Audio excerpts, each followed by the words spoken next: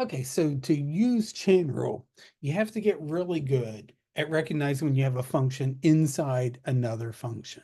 So the purpose of this game here is to figure out who the inside and the outside functions are. And students always have trouble identifying the outside function and giving it a variable.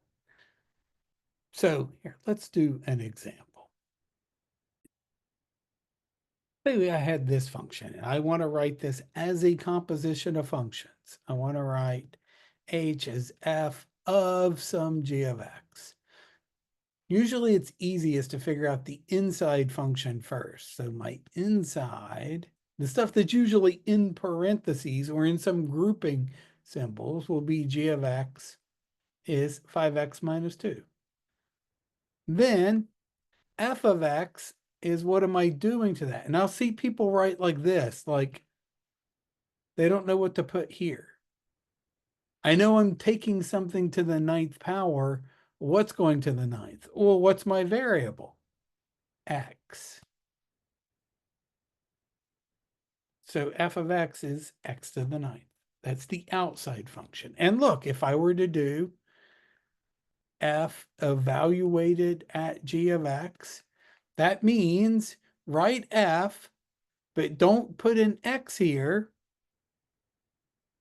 Put all of that into that x.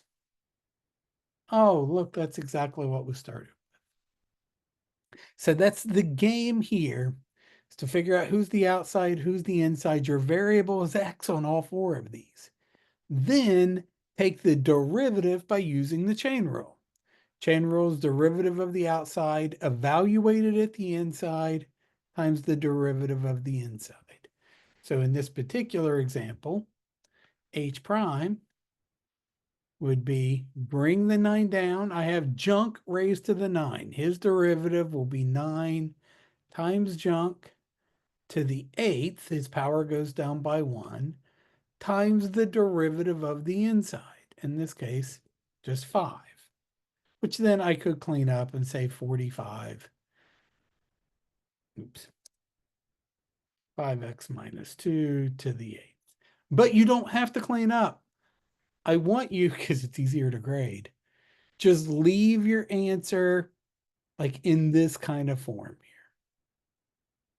We don't have to simplify, and we absolutely are not going to be multiplying anything out.